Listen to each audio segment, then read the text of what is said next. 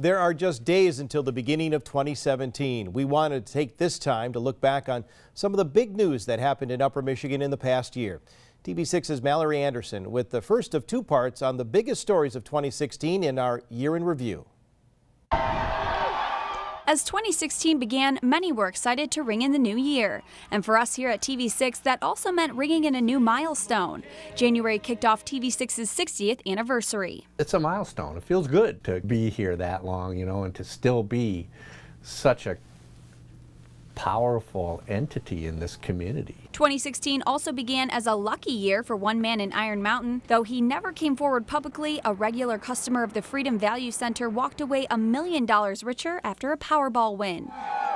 In February, very cold temperatures and lots of snow couldn't deter mushers or crowds from attending the UP 200 sled dog races. The crowd, the cheering, the dogs barking, because they get more excited than the mushers. They're just ready to go. They don't care about the weather, and the crowd picks up on that, and it's just a really good time. March brought a not guilty verdict for Brittany Russell as a jury cleared her of all charges in the June 2014 death of Penny Ann McDonald, a 3-month-old infant left in her care. It's my honor to present to you Governor John Kasich of the great state of Ohio and the next president of the United States. With the presidential primary approaching, in March, Ohio Governor John Kasich paid a visit to the Upper Peninsula while on the campaign trail. More the country needs to hear about what's here.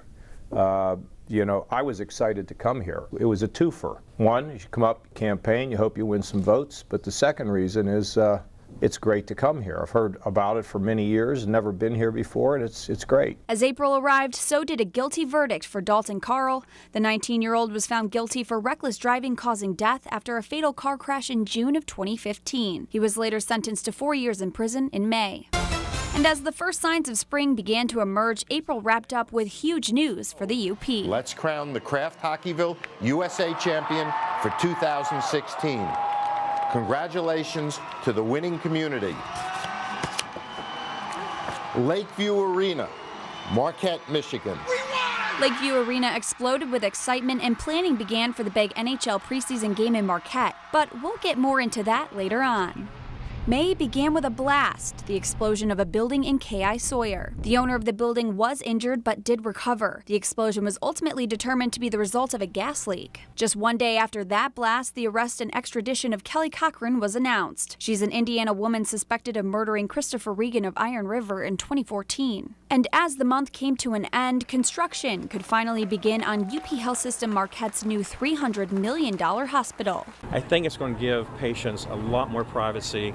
The technology will be a lot more advanced than we have here, and it's just going to be a much better experience for the patient. June brought heartbreak as a man and woman drowned in Lake Superior off Little Presque Isle. The man was a bystander who tried to save the woman and her friend when they were swept away by a current. Also in June, new beginnings for Iron Mountain. The Browmart Theater reopened its doors in a big way, hosting the Pine Mountain Music Festival. And who could forget the saga of John Sadio wrapping up the first half of 2016? The Houghton County inmate who escaped police custody in June of 2015 was found in Costa Rica almost exactly a year later. However, he escaped custody not once but twice more through a ventilation duct at a detention center and once while in transit back to Michigan. Sadio has since been sentenced in Florida to 15 years in prison. Mallory Anderson, TV6 News. Tomorrow night in the second half of 2016, we remember the traveling Vietnam Memorial Wall, the closure of the Empire Mine, and Kraft Hockeyville USA.